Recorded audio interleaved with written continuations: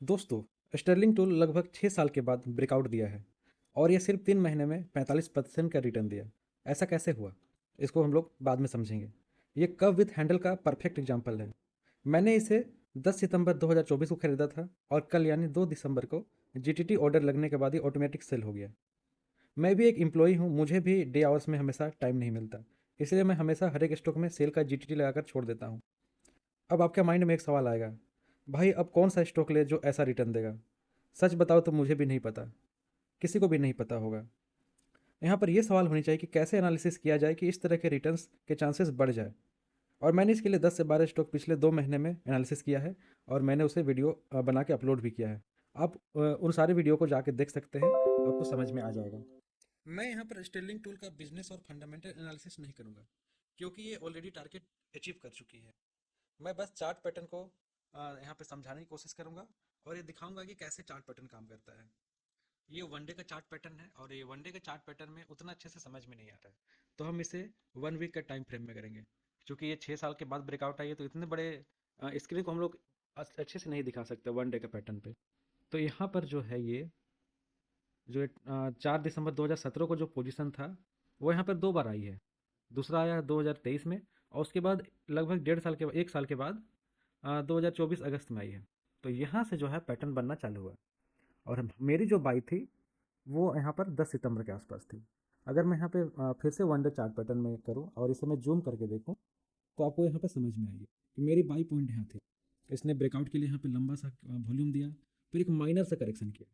अब मुझे यहाँ पे समझ में आया इस पॉइंट पे कि यहाँ से एंट्री पॉइंट बनती है, क्योंकि इसके बिजनेस काफ़ी अच्छे थे और फाइनेंशियली भी काफ़ी ग्रो हो रही थी।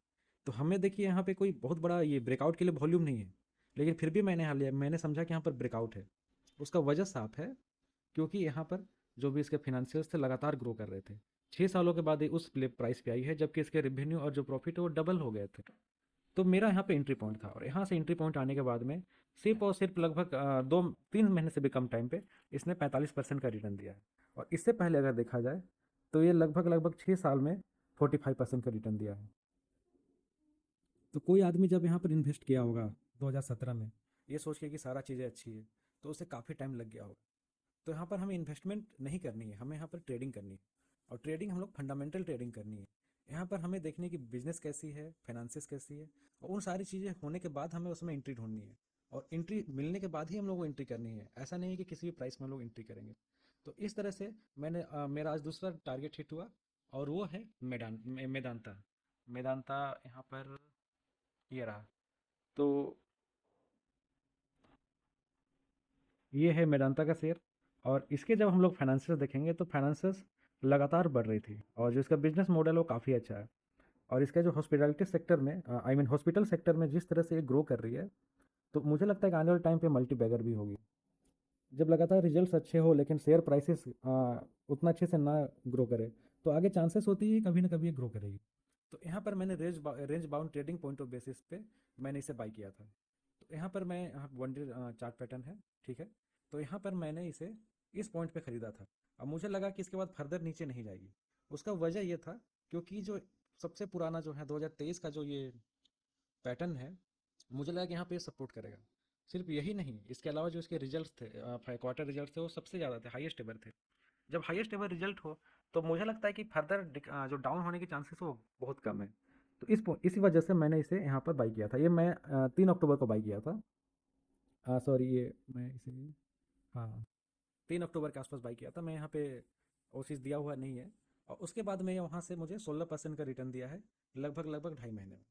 तो ये रेंज बाउंड ट्रेडिंग का परफेक्ट एग्जांपल है। मैंने रेंज बाउंड ट्रेडिंग भी बताया है कि किस तरह से रेंज बाउंड ट्रेडिंग करनी है।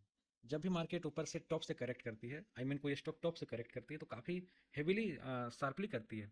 लेकिन जब दूसरा बार वो जब करेक्ट करेगी, तो उसका जो एंगल है, जैसे यहाँ पे काफ़ी शार्प है, दूसरा बार जो यहाँ पे एंगल है वो थोड़ी सी कम होगी, तीसरा बार थोड़ी और कम होगी। इसका मतलब है कि इसमें करेक्शन कम हो रही है और लोग धीरे धीरे एक्यूमुलेट कर रहे हैं। यहाँ पर सेलर्स एग्जॉस्ट हो रहे हैं। तो इस पॉइंट पर सेलर्स कंप्लीटली एग्जॉस्ट हो चुके हैं। अब मुझे लगता है कि यहाँ से फर्दर और भी ऊपर जाएगी। लेकिन रेंज बाउंड ट्रेडिंग का एक रूल है कि यहाँ पर टॉप के जो ग्रीन कैंडल है, इसका हमें क्लोजिंग प्राइस रखनी है। और यहाँ पे जस्ट 1164 में मेरा यहाँ पे टारगेट हिट हो गया। उसके बाद से नीचे आ गया। मुझे नहीं पता यहाँ से नीचे जाएगा ऊपर जाएगा, लेकिन मेरा टारगेट तो हिट हो गया। तो रेंज बाउंड ट्रेडिंग में हमें हमेशा जब टॉप होती है उसके ग्रीन कैंडल का क्लोजिंग प्राइस लेनी है, हमें टॉप प्राइस कभी नहीं लेनी है। तो इस तरह से मेरे दो टारगेट हिट हुए 2 दिन में। पहला था कव विथ हैंडल पैटर्न जो यहाँ पे परफेक्टली बना है यहाँ पर, और दूसरा था मेदांता जिसमें यहाँ पे रेंज बाउंड ट्रेडिंग हुई है। तो यहाँ पे मैंने पहले ही बताया था कि हम लोग बेसिकली 3 तरह से ट्रेडिंग करेंगे। पहला है कव विथ हैंडल, दूसरा है रिवर्स हेड एंड शोल्डर, और तीसरा है रेंज बाउंड ट्रेडिंग। और इन्हीं तीनों चार्ट पैटर्न पे ही हम लोग काम करेंगे। तो यहाँ पे मैं 2 दिखाने में कामयाब रहा। मुझे यहाँ पे लगता है कि रिवर्स हेड एंड शोल्डर का भी कोई पैटर्न बना होगा, और वो भी जब टारगेट हिट होगी तो मैं उसे भी बताऊंगा। दोस्तों, जब हम कभी किसी स्टॉक को बाय करते हैं तो हमें जीटीटी में सिर्फ सेल प्राइस देनी है, हमें उसमें स्टॉप लॉस हिट नहीं करानी, आई मीन स्टॉप लॉस नहीं लगाना है।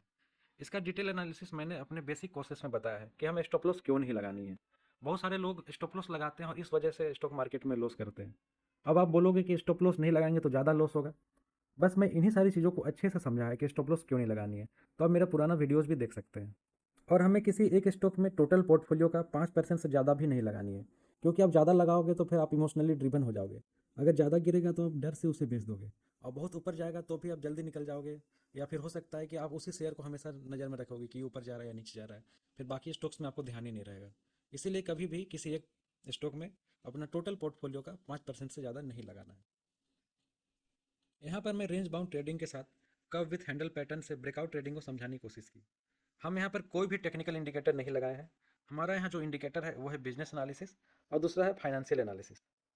दोस्तों, हमें अपनी फैमिली को बड़ी बनानी है। मैं अब स्टॉक मार्केट में जेन्युइन एजुकेशन लाना चाहता हूँ। उन लोगों को ट्रैक में लाने की कोशिश कर रहा हूँ जो ऑप्शन ट्रेडिंग करके खुद को बर्बाद कर रहे हैं। अगर हम फंडामेंटल ट्रेडिंग का यूज करके लगभग साल में 20% या उससे ज़्यादा कमा सकते हैं, तो फिर हमें ऑप्शन ट्रेडिंग में रिस्क क्यों लेना है। ये काम हमें बड़े इन्वेस्टर्स को छोड़ देना चाहिए, बड़े इंस्टीट्यूशनल प्लेयर को छोड़ देनी चाहिए। क्योंकि बात यहाँ पर सही गलत की नहीं है, बात यहाँ पर यह है कि आप किस साइड में हो, आप वीक साइड हो या स्ट्रॉन्ग साइड हो। अगर आप यहाँ पे लॉस करते हो तो इसका मतलब ये नहीं कि आपकी डिसीजन गलत है, यहाँ पे बस आपकी साइड गलत है। और इसी वजह से मैं लोगों में फाइनेंशियल अवेयरनेस लाना चाहता हूँ। आप लोग इस चैनल को अपने फ्रेंड सर्कल में अधिक से अधिक लोगों को शेयर करें, और चैनल को ग्रो करने में मेरी मदद करें। इससे मुझे मोटिवेशन मिलेगा। मैं आप लोगों को फाइनेंशियली एजुकेट करने के लिए और नॉन टॉक्सिक और इररिलेवेंट नॉलेज से अलग जेन्युइन वीडियो बनाने की कोशिश करता रहूँगा। Thank you.